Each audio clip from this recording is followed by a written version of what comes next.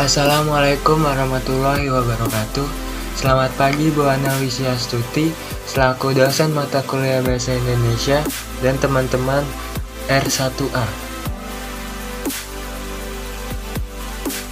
Administrasi pendidikan dalam profesi keguruan. Pengertian administrasi pendidikan.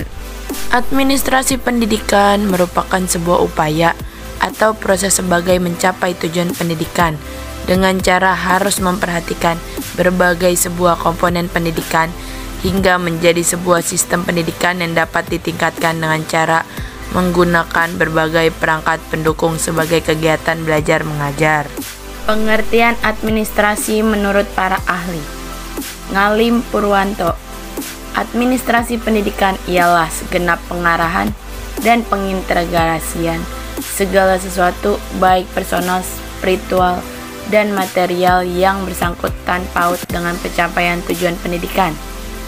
Hadari Nawawi.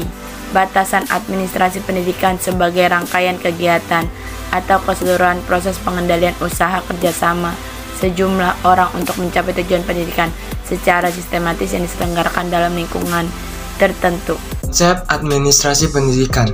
Konsep dasar administrasi pendidikan yaitu usaha pengendalian rangkaian kegiatan kependidikan yang terarah untuk mencapai tujuan kependidikan oleh kelompok kerjasama dalam usaha.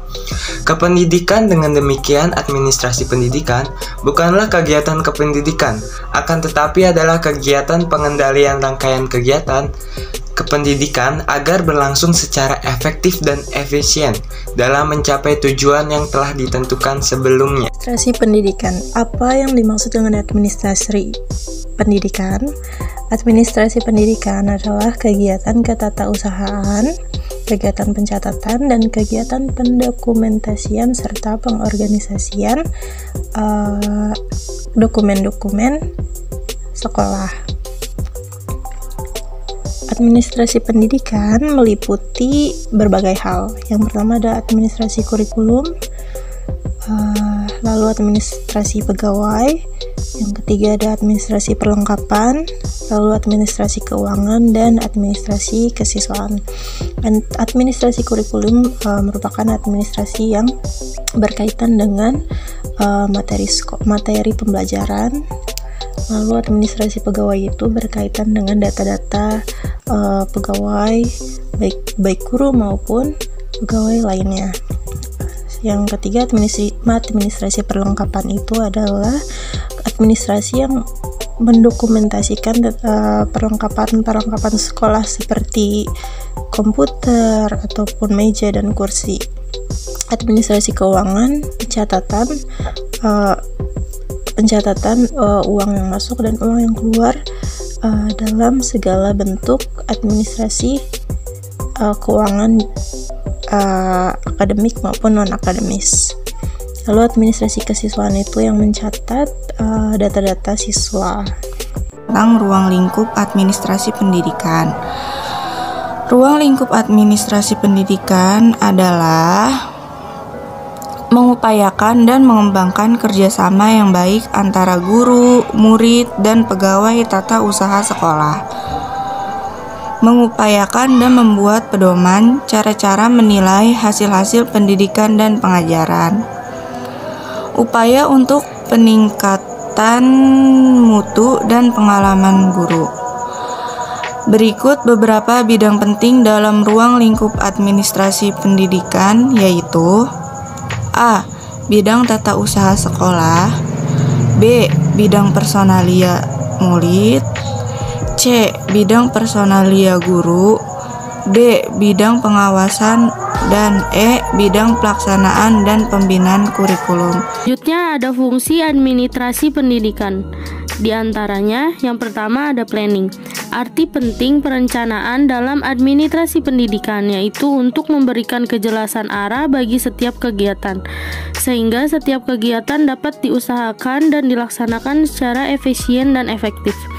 Yang kedua ada organizing atau pengorganisasian. Pengorganisasian merupakan kegiatan yang berisi tentang menyusun dan membentuk hubungan kerja antara pribadi ataupun kelompok, sehingga terwujudlah suatu kesatuan usaha dalam menumpu tujuan yang sudah ditetapkan. Yang ketiga ada pengarahan atau directing, merupakan pengarahan yang diberikan kepada anggota organisasi sehingga mereka menjadi karyawan yang berpengetahuan dan akan bekerja efektif menuju sasaran yang telah ditetapkan. Yang keempat ada pengorganisasian atau coordinating.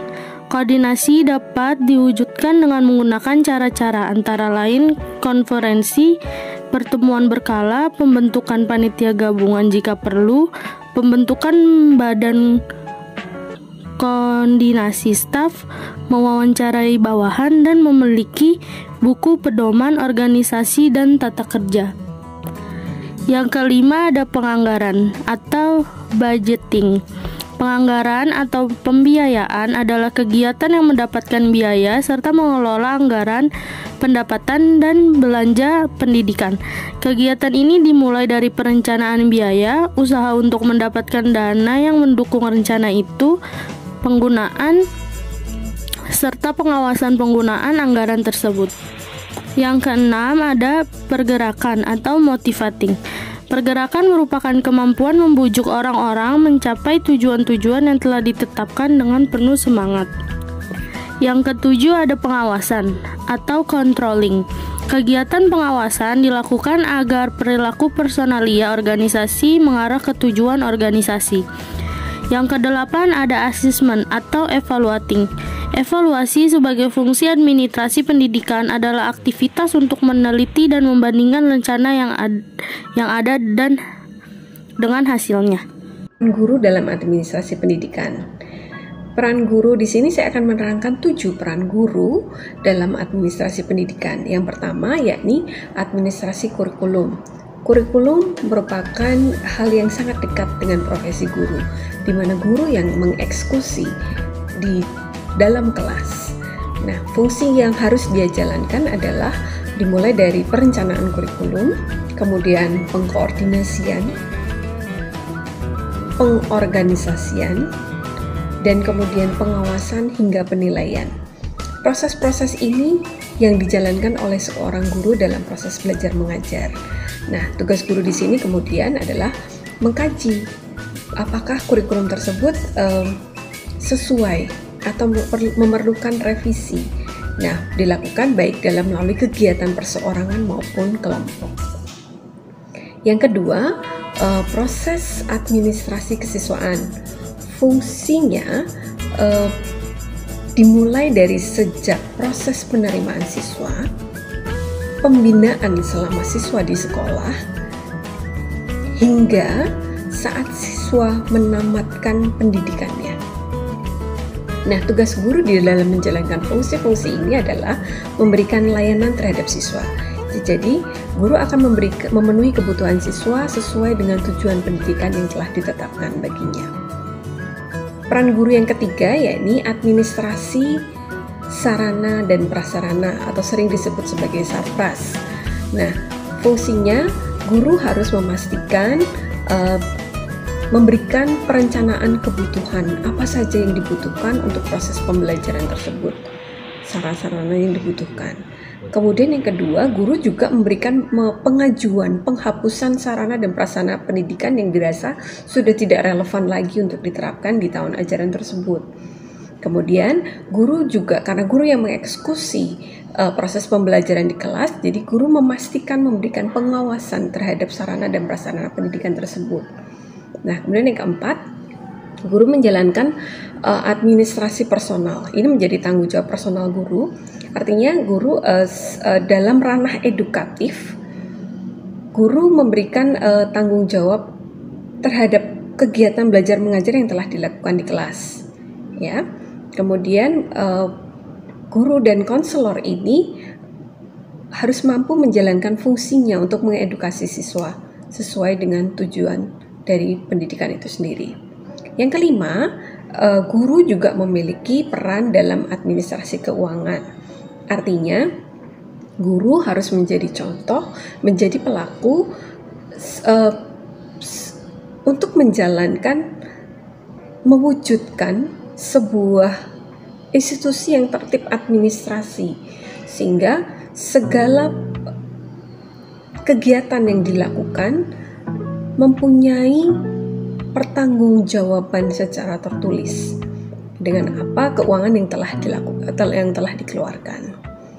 Kemudian yang keenam, peran guru dalam administrasi hubungan sekolah dengan masyarakat.